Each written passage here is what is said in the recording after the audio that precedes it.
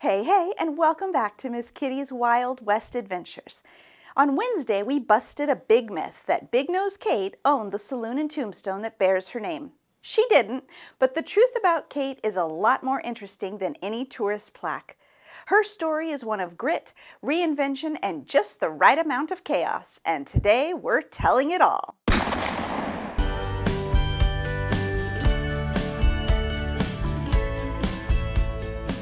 Hey, to all my viewers out there, both returning and new, thank you so much. I hope that you find some joy in this and that you'll subscribe to my channel and help us get to our next goal of 10,000 subscribers.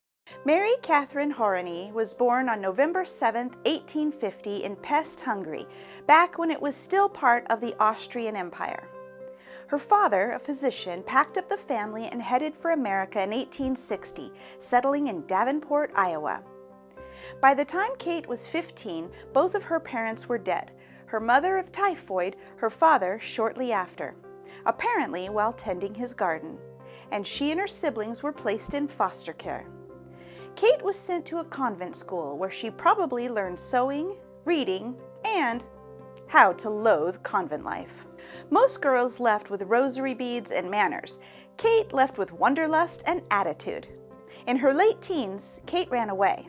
By the late 1860s or early 1870s, she had turned up in St. Louis, going by the name Kate Fisher. She likely worked in a brothel there, and over the next several years she drifted between boomtowns, St. Louis, Dodge City, and possibly even Abilene, always finding work where money changed hands quickly. She also earned the nickname Big-Nosed Kate. Now, some say it was literal, that she had a prominent nose. Others say it was metaphorical. She was always sticking it into other people's business. Either way, the name stuck, tighter than a bad whiskey hangover. In 1877, in Fort Griffin, Texas, Kate met a man who would change her life forever. John Henry, Doc Holliday, was a gambler and a dentist with a deadly reputation. Kate was a businesswoman with a wild streak. The chemistry was instant and explosive. They followed each other from town to town, Dodge City, Las Vegas, New Mexico, and eventually Tombstone, Arizona. Their love affair was passionate, but their fights were legendary.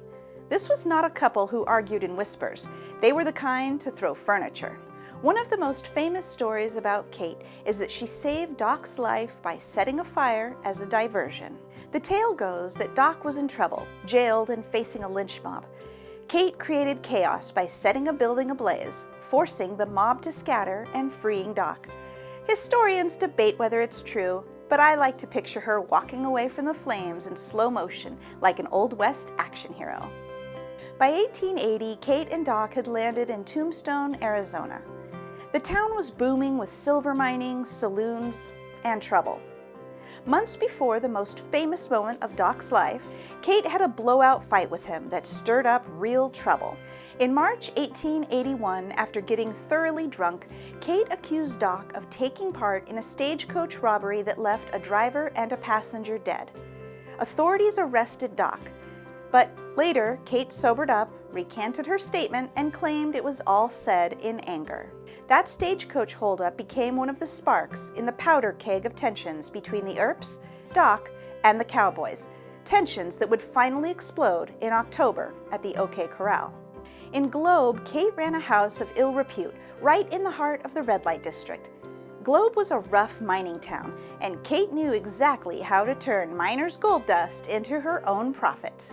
She was the boss, choosing her girls, setting her prices, and keeping the peace in a place where tempers could explode as fast as a stick of dynamite. When Doc Holliday died in 1887 in Glenwood Springs, Colorado, Kate was on her own again. She drifted between towns, sometimes working as a seamstress or a housekeeper. She married a blacksmith named George Cummings, but that marriage didn't last. Kate was always independent. Settling down didn't come naturally for her. Eventually, Kate moved to Prescott, Arizona, where she was admitted to the Arizona Pioneers Home, a state-run facility for aging residents who'd helped settle the territory. In her later years, she told her story to anyone who would listen, though historians warn that Kate was never afraid to bend the truth if it made the story better. She died on November 2nd, 1940, just 5 days shy of her 90th birthday, and was buried in Prescott's Pioneer Cemetery. Big Nose Kate has been remembered as Doc Holliday's fiery companion, but she was much more, an orphan who carved her own path across the West, a savvy businesswoman, and a woman who refused to be tamed. And as for that saloon in Tombstone, it's a modern tribute. Kate never owned it, but if she had, I'm guessing the place would have had more fireworks than the 4th of July. We hope you enjoyed this episode of Miss Kitty's Wild West Adventures. If you did, be sure to give this video a thumbs up, hit the subscribe button, and ding the bell for notifications. And in the meantime, I'll catch you on down the trail.